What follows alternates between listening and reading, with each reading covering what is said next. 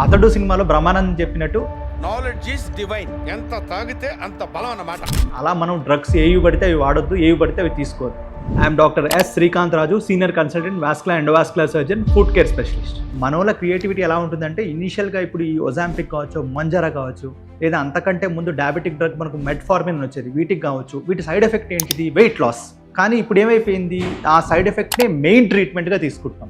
అదేవిధంగా మీరు వస్తే ఈ గ్లూటథయాన్ ఇంజెక్షన్స్ యూజువల్గా దేంట్లో ఇచ్చేవాళ్ళు, క్యాన్సర్ పేషెంట్స్లో వాళ్ళు కీమోథెరపీలో భాగంగా ఇచ్చేవాళ్ళు. కానీ దాని సైడ్ ఎఫెక్ట్ ఏంటిది? ఈ క్యాన్సర్ థెరపీ తీసుకునే వాళ్ళకు ఎవరికైతే ఈ గ్లూటథయాన్ ఇంజెక్షన్స్ కానీ అవి తీసుకుంటున్నారో వాళ్ళ స్కిన్ ఫెయిర్ అవ్వడము, వాళ్ళు ఫెయిర్నెస్ ఎక్కువ కావడము, స్కిన్ క్వాలిటీ ఇంప్రూవ్ కావడము, ఇవన్నీ చూడడం వల్ల ఏమైంది, అది నాన్ క్యాన్సరస్ పేషెంట్స్లో వాళ్ళ బ్యూటీని పెంచుకోవడానికి, వాళ్ళ హ్యాండ్సమ్గా ఉండడానికి దీన్ని వాడడం జరుగుతుంది. రికమెండేషన్ అనేది అందుకే చెప్పాను, ఆ పేషెంట్ యొక్క హెల్త్ కండిషన్ బట్టి, వాళ్ళకున్న హెల్త్ ఇష్యూస్ని బట్టి దాన్ని తీసుకోవాలి తప్పించి ఇష్టం వచ్చినట్టు దాన్ని ఏ డ్రగ్ని వాడకూడదు. ఈవెన్ పారాసిటమాల్ ట్యాబ్లెట్ తీసుకున్నా మనిషికి కాంప్లికేషన్స్ కావచ్చు. 1,00,000 మందికి ఒకటేసారి పారాసిటమాల్ ట్యాబ్లెట్ ఇస్తే ఒకటి లివర్ ఫెయిల్యూర్ వస్తుంది, ఒకటి చచ్చిపోతాడు. అలా అని చెప్పి నా దగ్గరికి వచ్చిన ప్రతి పేషెంట్కి నీకు ఈ విషయం వస్తే ఇలా చచ్చిపోతుందని చెప్పలేం కదా.